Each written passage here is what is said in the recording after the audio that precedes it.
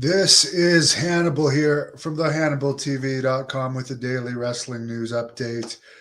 For all of you people not watching Raw right now, which is probably a lot, even though from what I understand, Roman Reigns is on Raw tonight. By the way, the Rampage rating isn't in this week because I guess it's a holiday in the U.S., so it won't be out until tomorrow, and the Raw rating won't be out until Wednesday. Superstar Billy Graham has been in the hospital since January the 6th because his heart stopped beating basically on January 10th, but he was having issues before that. The doctors were able to get his heart beating again, and by the next day he was breathing on his own, but he still was having breathing tubes for sleeping.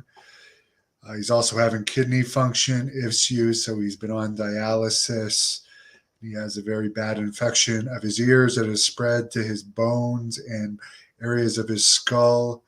The infectious disease doctors are trying to figure out what antibiotics he needs to be on. His sodium levels are really low, and they're upping his electrolytes. But his wife did post that his heart rate and blood pressure are now stable enough to transfer him out of ICU to the progressive care unit. And it's still very serious, but it's a step in the right direction. And I did put the link to his GoFundMe in the description, which is the same GoFundMe he's had for years for all the health problems he's had. And one of the most impressive things about him, if not the most impressive, is he's 79 now. He's a survivor. He doesn't give up. He's been having health problems since the 80s. And he just keeps fighting. He does not give up. He's in a lot of pain, but he doesn't quit. And someone wrote a rude comment, "Oh, he's made a ton of money. Why should we help him with the GoFundMe?" Well, I just put it there. I put it in the YouTube stories last night, and I put it in the description of this video today for anyone that wants to help. No one's forcing you. He was WWE champion in 1977, almost 50 years ago. Like 45 years ago. And in those days, to sell out Madison Square Garden, which he did most consecutive times as champion, 19 out of 20 times in a row. And that's when selling it out was over 20,000, unlike today where they'll say just over 10,000 or 12,000 is a sellout for wrestling, even though UFC still sells it out for 20,000. But it's like he hasn't even been in WWE since the late 80s. So like I don't know how people think wrestlers from the 70s who made hardly anything compared to these days are rich, because today they're very spoiled. The travel is so much easier. You don't have to work when you're injured. Your injuries are covered if you're employed by a major company, and it's just incomparable. So keep him in your prayers, and he's one of my favorites, a legend. Triple H inducted him in the Hall of Fame. Doesn't he supposedly run WWE? Maybe they should dedicate the March 12th health show to Billy Graham at Madison Square Garden. There's under 5,000 tickets sold to that right now for March 12th at Madison Square Garden. Why not dedicate it to Billy Graham if he can survive this? And give him one last hurrah at MSG. Seriously. Like, whether you like me or not, he deserves it. But also, you'd get a bigger crowd, which is something you should care about. In other wrestling news, apparently AEW February 15th in Laredo, Texas, only has about 2,000 tickets sold for Dynamite. They're offering 4 packs of tickets for $56 right now. SmackDown in the same town is at 3,749 tickets sold. Dynamite at the Cow Palace in San Francisco, March 1st, is also doing surprisingly low, only 2,593 tickets sold, according to the Observer. But Dynamite in Winnipeg has 6,191 tickets sold. And to be honest, while that's great for Dynamite, I'm surprised with Chris Jericho not wrestling in Winnipeg since WWE. Kenny Omega never wrestling for a major company in Winnipeg, and Don Callis not wrestling for a major company in Winnipeg since he was there for WWE. I'm surprised that there's only 6,000 tickets sold. I honestly thought that would have a lot more tickets sold.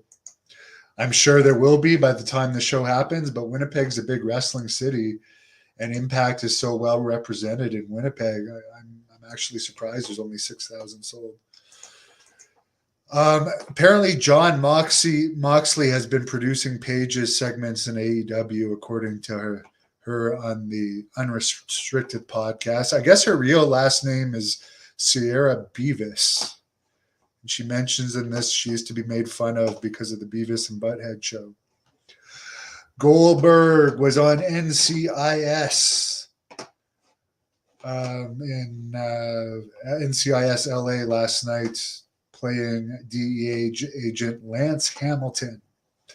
Apparently, he looked lighter in that episode. So maybe since he hasn't been wrestling as much, he's not taking as much. Who knows? There's one more thing I was going to bring up related to the Raw in Ottawa coming up. I looked up their pre-sale, which Dave Meltzer posted in the Observer, and there's over 5,000 tickets pre-sold for the Raw in Ottawa, which is really good. I mean, I think Raw has only been 2 other times to Ottawa, the night after Survivor Series 97, which wasn't that great of a crowd from what I recall. I couldn't find the number.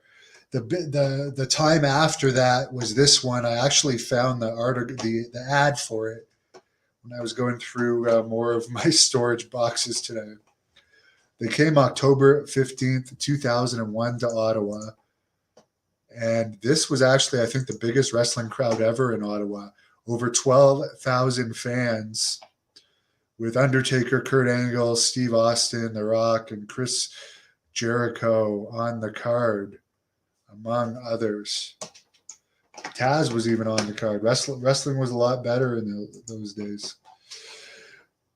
Victoria, Texas, checking in. Definitely love Texas. Did Billy Graham take the jab? No, he didn't. By the way, I've had 4 of them. And the last one, I just got to please my mother. And I'm literally this concerned. I also have my flu shot, by the way. I also did that to please my mother, because I'm a nice son and I'm not a conspiracy theorist. And there's a million things I could die of.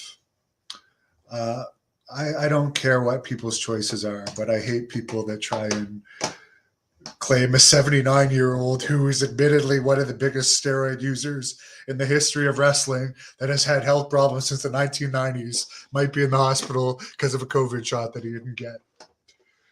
It's really funny. Grandma Daisy hates the walrus mustache that Triple H had in that picture. Was I offered the Black Rain gimmick by chance? I've never even heard of that, but a bunch of people mentioned that to me. Robert says prayers for Billy. Jason says the same thing.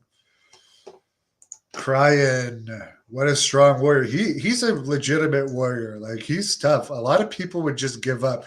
The last time I saw him was years ago, okay? When I did the shoot interview with him. It was before AEW had started. Because I remember at the time he said something like AEW was starting, and he was talking about it in the shoot interview.